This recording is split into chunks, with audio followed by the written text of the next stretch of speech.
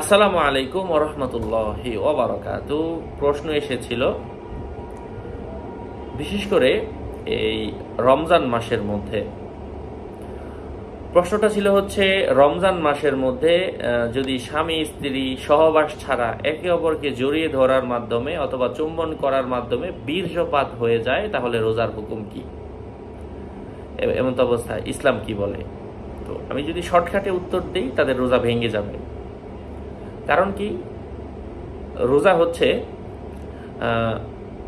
নিজেকে বিরত রাখা খাবার থেকে, পানাহার থেকে, স্বামী স্ত্রী থেকে। হাদিসের মধ্যে একে অপরকে চুম্বন করতেও নিষেধ করা হয়েছে। কেন? যদি কাম ভাবের সম্ভাবনা থাকে, একে অপরের উপর থেকে কন্ট্রোল হারায় ফেলে, যে যদি আমি চুম্বন করি আমি শারীরিক সম্পর্কে লিপ্ত হতে পারি, এমন সম্ভাবনা হলে আপনি চুম্বন করা থেকেও বিরত থাকেন। হাদিসে এমনভাবে বলা হয়েছে।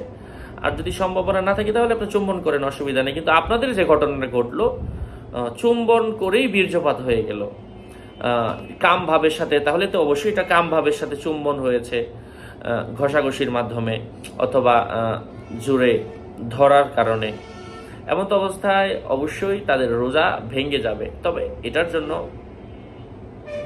ওলামায়ে কেরামের বক্তব্য, তাছাড়া আপনারা আরও আমি বিভিন্ন ফতুয়া দিয়েছি বিভিন্ন মাসালের মধ্যে। রোজা ভঙ্গের যেই কারণ, কখন কাজা লাগে, কখন কাফারা লাগে না, কখন কাফারা লাগে, কখন কাজা কাফারা দুইটাই লাগে, এই বিষয়গুলো নিয়ে আমি বিস্তারিত অন্য ভিডিওতে আলোচনা করেছি।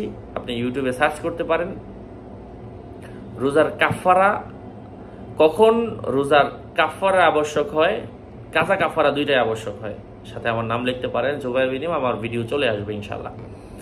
আশা করছি সেই ভিডিওগুলো দেখলে আপনারা উপকৃত হতে পারবেন এবং এখান থেকে আপনি আপনার মাসালা বের করে নিতে পারবেন ইনশাআল্লাহ। তবে অবশ্যই রোজাটা অবশ্যই ভেঙে যাবে, আপনাদেরকে আরও রোজা রাখতে হবে ইনশাআল্লাহ। আসসালামু আলাইকুম ওয়া রাহমাতুল্লাহি ওয়া বারাকাতুহু। যেহেতু এটা আপনাদের ইচ্ছাকৃত ভুলের কারণে হয়েছে, আল্লাহ পাক আমাদেরকে এই জাতীয় ভুল থেকে হেফাজত করেন। আসসালামু আলাইকুম।